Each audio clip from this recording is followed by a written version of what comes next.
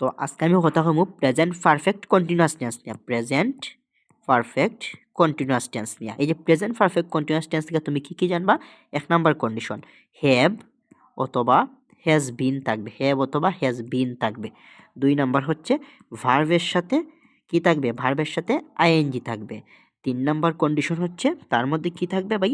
Since অথবা for থাকবে। ঠিক আছে, এখন কখন সিন্স কখন ফর মনে রাখবা, যদি সংখ্যা উল্লেখ থাকে 1 2 3 4 5 6 এইরকম সংখ্যা যদি উল্লেখ থাকে তখন হইব ফর, আর বাকি সব ক্ষেত্রে হচ্ছে আমাদের সিন্স। সব ক্ষেত্রে সিন্স, যেমন সিন্স মর্নিং, সিন্স নাইট, এইগুলা।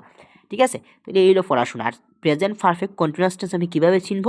যে অতীতকালে শুরু হয়ে যদি বর্তমানকালে চলমান থাকে তখন তাকে আমরা বলি প্রেজেন্ট পারফেক্ট কন্টিনিউয়াস টেন্স। যেমন সকাল থেকে বৃষ্টি হইতেছে, সকাল থেকে ও খেলাধুলা করতেছে, মানে পূর্বে শুরু হইয়া বর্তমানকালে চলমান। ঠিক আছে, এখন আমরা দেখি একটা সেন্টেন্স আমরা দেখবো। এই যে 1 ঘন্টা যাবৎ বৃষ্টি হইতেছে, এটা হচ্ছে ট্রান্সলেশন। আমরা তো ট্রান্সলেশন দেখলেই দৌড় দিই যে ভাই বাংলা থেকে ইংলিশ তো আমি পারি না, কঠিন।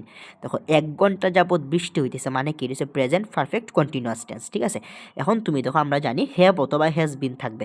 প্রথমটার মধ্যে কি হ্যাভ অথবা হ্যাজ বিন আছে? না, তাহলে এটা আনসার হবে না। তুমি দেও মিঠাইয়া, সময় নাই পড়ার। আসো তুমি 2 নাম্বার, এইটার মধ্যে কি হ্যাভ অথবা হ্যাজ বিন আছে? ইজ আছে? না ভাই, এটা তো আনসার হবে না। দেও মিঠাইয়া তুমি, টাইম নেই পড়ার। এইটার মধ্যে কি হ্যাভ অথবা হ্যাজ বিন আছে? নাই, তাইলে দেও 2 নাম্বারটা মিটাইয়া। তাইলে একটাই ফুইরা রয়েছে, এটাই আনসার। এখন আমরা দেখি হ্যাভ অথবা হ্যাজ বিন আছে, ভার্বের সাথে আইএনজি আছে, যেহেতু সংখ্যা উল্লেখ আছে সেহেতু ফর আছে, এইটাই আমাদের আনসার। তাইলে ট্রান্সলেশনও সহজ যদি তুমি সলভ করতে জানো। বুঝতে পারছো?